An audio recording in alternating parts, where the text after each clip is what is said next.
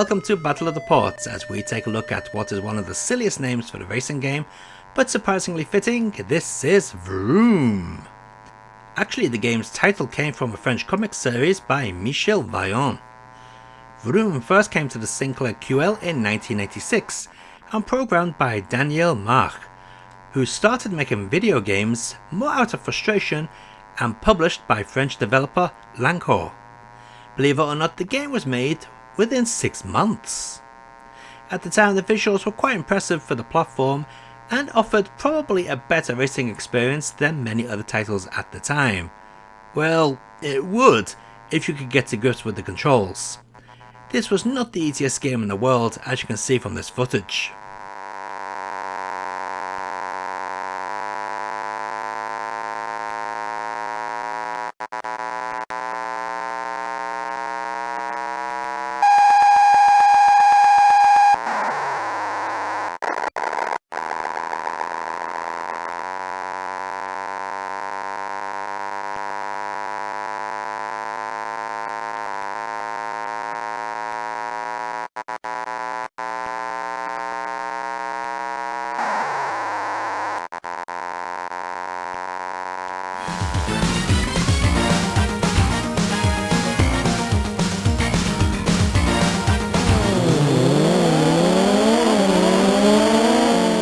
Release was for the Atari ST, and what an upgrade this is over the original QL version. The game comes with various modes of play, being arcade, Grand Prix, training, and a cool demo mode. The game also allows for local 2-player or even multiplayer over the modem. As for controls, we have mouse or joystick options, with the mouse allowing for accelerate and brake buttons. As for the gameplay, yeah, it's really nice. Sure, the frame rate is only about 20 to 25 frames, but it's good enough to be quite playable. The smoothness of the scaling is quite impressive for the Atari ST. Even the audio is reasonable. Overall, Vroom on the ST is a very nice racer and well worth adding to your ST collection.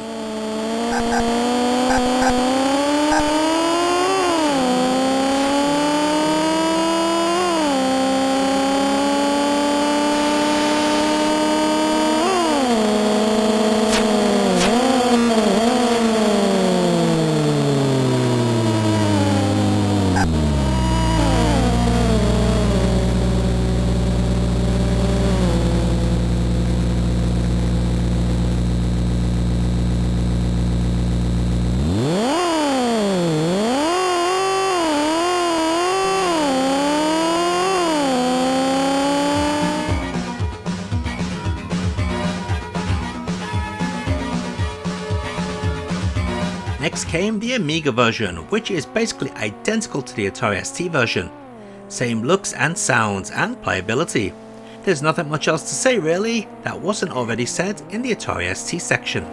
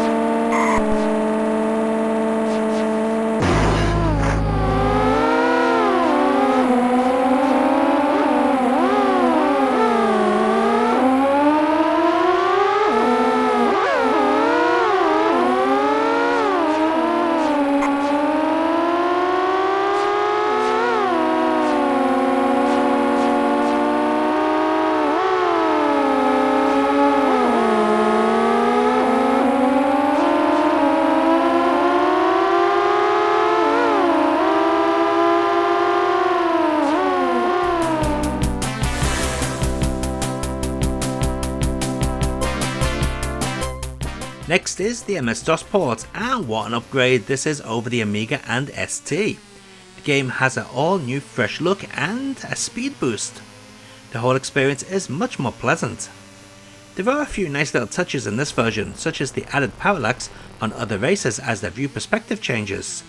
You can now see the front of their cars. I also like how you bounce off other cars when hitting them at full speed.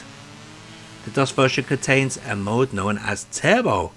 What this mode basically does is shrink everything down so that the game runs faster. Maybe too fast. Vroom on the MS-DOS is a really nice version of the game, but is it the best?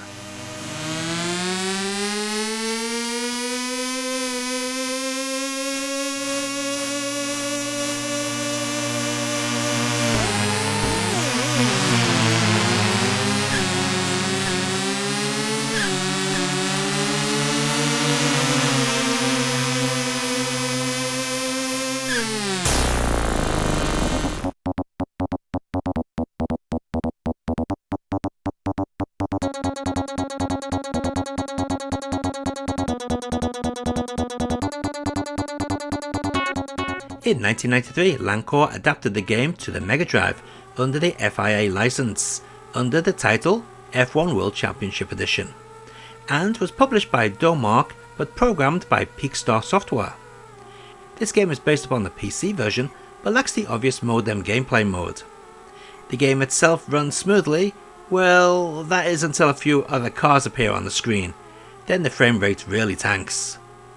Unlike other versions of Vroom so far, there are two viewpoints, the base in-car view and the behind-the-car view, which in all honesty isn't very nice to use as it's hard to judge the distance between yourself and other cars.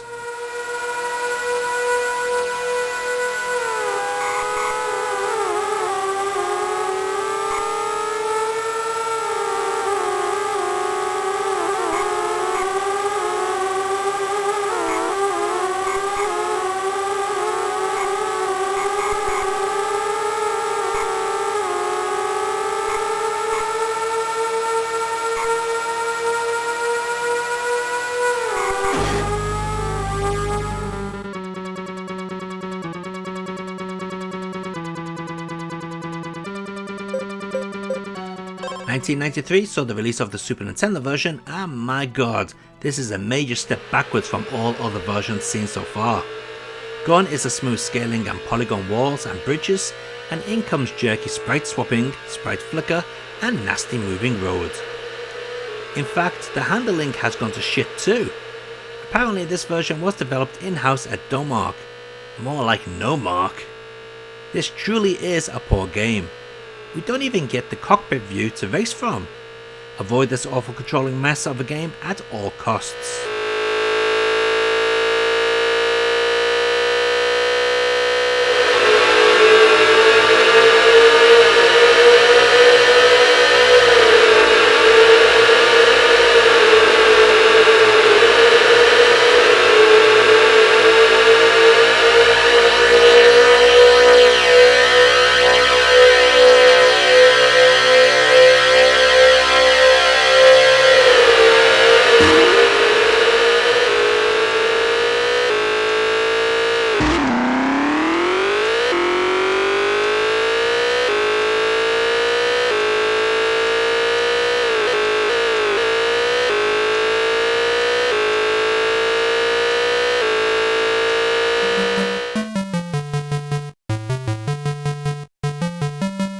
In 1993 came a Game Gear port developed by Tech London. While similar to its Mega Drive counterpart, F1 World Championship Edition features fewer teams, tracks and settings, and is always played from a third-person perspective. Tracks are also 2D, lacking the slopes of the Mega Drive version, well, apart from the Japan course, which does attempt to add the bridge. One bonus about the Game Gear version is that it supports link-up, so you and a friend can play head-to-head as long as you have 2 copies of the game.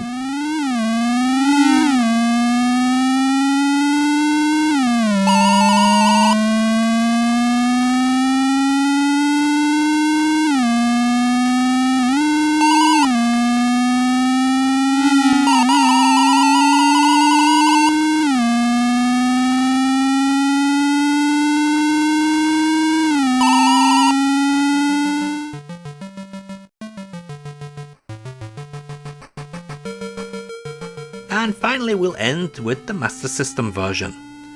This is exactly the same as the Game Gear version, but now with a slightly different HUD due to the high resolution available compared to the Game Gear.